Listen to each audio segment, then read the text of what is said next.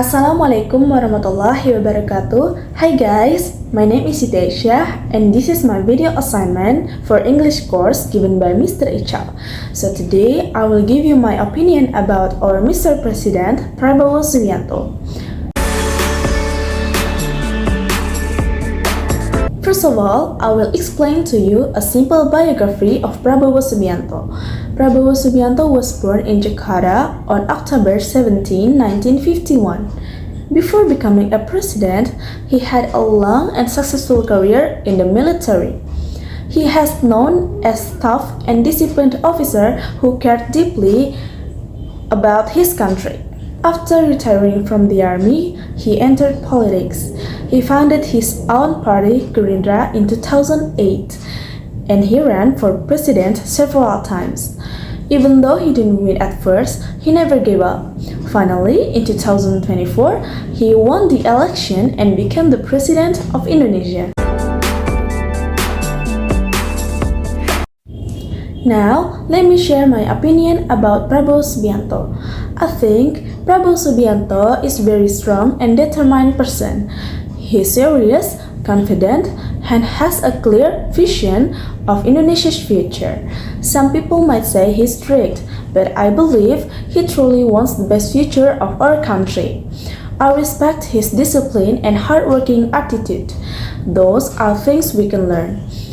What I really admire is his persistence. He failed a few times before becoming a president, but he kept trying.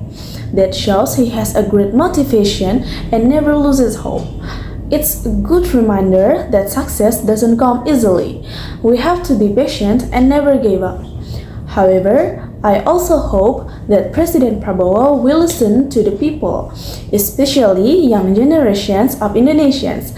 I think a great leader needs not only strength, but also kindness and understanding.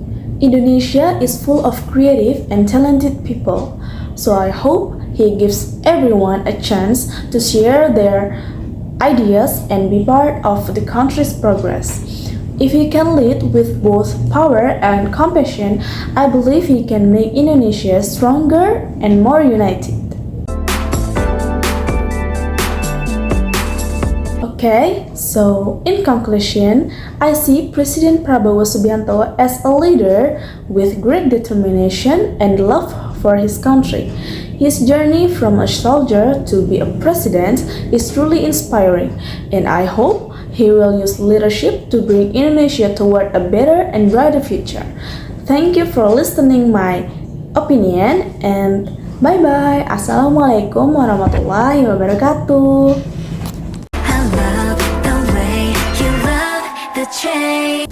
Hi guys, it's me again, Siti Aisyah, and I will explain to you a simple present. What is simple present? The simple present is the one of the easiest verb conjugations to learn, especially if you are using I, you, they, we. When you use those four subjects, you simply use the verbs minus the two. So, if you wanted to use the verbs to read, you would say I read, you read, we read, they read.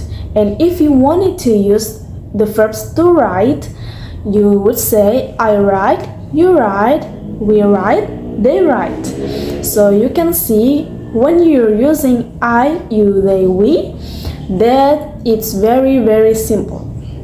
But when you're using he or she or it or the other nouns, most verbs simply take an S. So you can say things like he reads, she writes, it works, and the dog barks. But there are some verbs where things change a little bit.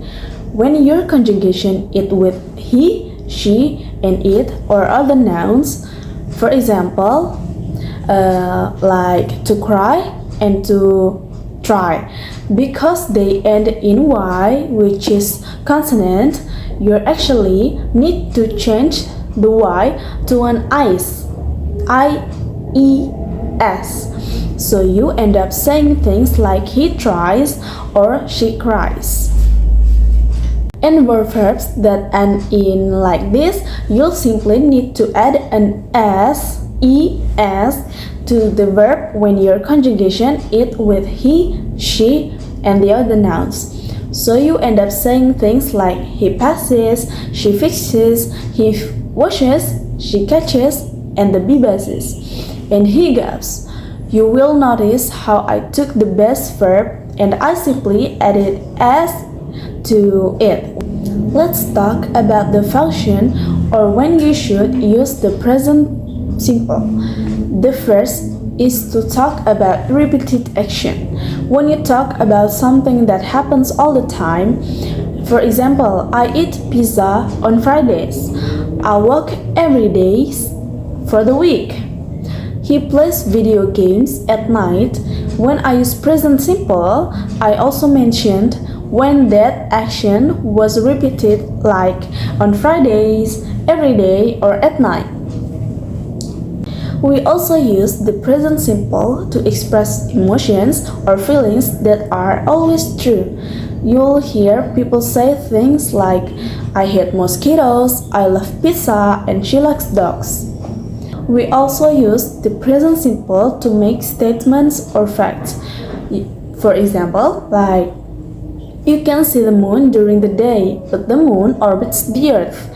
That is statements or fact that uses the present simple. And we also use the present simple to talk about future events that are going to be happening at a specific time. We could say things like this. I leave for work tomorrow at 7. I start work tomorrow at 9. The play starts next fall. All of those sentences refer to something in the future at a specific time, but I use the present simple. We also use the present simple in sentence that also use one of the future tenses. We could say things like, I will buy gas before I leave.